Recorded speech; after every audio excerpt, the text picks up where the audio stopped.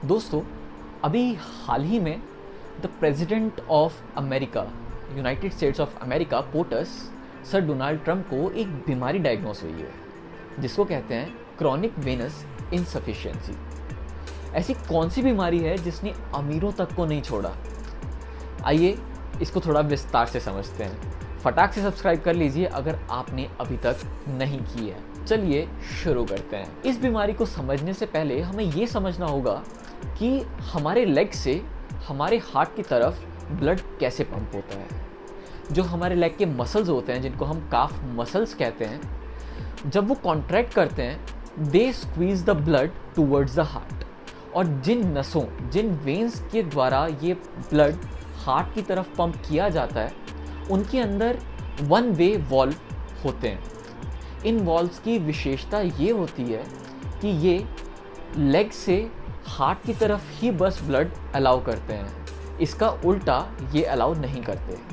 लेकिन अगर किसी कारण से इस मैकेनिज्म के अंदर कोई गड़बड़ी हो जाए, कोई प्रॉब्लम आ जाए, किसी भी कारण से हो सकता है, तो उस स्थिति में हमें वेरिकोज वेन या फिर क्रॉनिक वेनस इनसफिशिएंसी की बीमारी देखने को मिल सकती है। अब अगर हम बात करें इसके सिम्टम्स की, तो उसके अंदर हमारे काफ्स के अंदर पेन होना, हमारे काफ्स के अंदर क्रैम्प्स आना और टॉर्चुअस अर्थवॉर्म जैसी वेन्स वहाँ पर दिखना, जिसको हम वेरिकोज वेन्स कहते हैं। और अगर इस स्थिति को कंट्रोल ना किया जाए तो बहुत सीवियर कंडीशंस में वहाँ पे अल्सर्स, वहाँ पे घाव भी हो सकते हैं, जिनको हम वेनस अल्सर्स कहते हैं। अब अगर हम बात करें कि किन लोगों को ये क्रॉनिक वेनस इनसफिशिएंसी होने के चांसेस ज़्यादा हैं, तो जिन लोगों की ऑक्यूपेशन है कि उनको बहुत ज़्यादा टाइम के लिए खड़े होना पड़ता है, जैसे कि ट्रैफिक पुलिसमैन हो गए,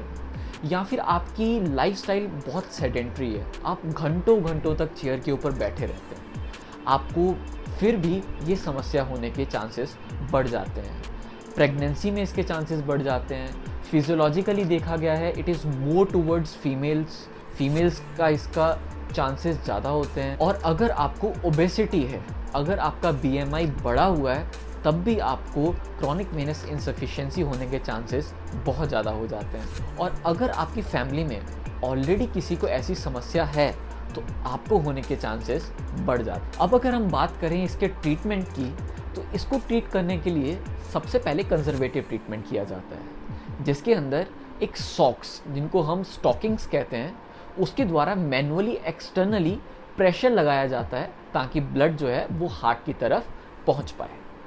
अगर फिर भी ठीक ना हो तो साथ में हम पेशेंट को ये एडवाइस करते हैं कि दिन में 3 बार 30 मिनट के लिए अपनी लेग्स को थोड़ा सा रेज करके रखें, ताकि ग्रेविटी के कारण थोड़ा सा हार्ट की तरफ ब्लड इजीली पंप हो सके। और साथ ही हम पेशेंट को एडवाइस करते हैं कि वो थोड़ा अपना वेट लूज करने की तरफ भी ध्यान दें। अंत में अगर कंजर्वेटिव मेजर्स काम ना करें तो फिर हमें इन्वेजिव प्रोसीजर्स की तरफ जाना पड़ता है। इन्वेजिव प्रोसीजर्स के अंदर स्क्लेरोथेरेपी, जिसके अंदर एक केमिकल आपकी वेन्स के अंदर इंजेक्ट किया जाता है, जिसके कारण वेन्स फाइब्रोस हो जाती हैं और अल्टीमेटली कोलैप्स हो जाती हैं।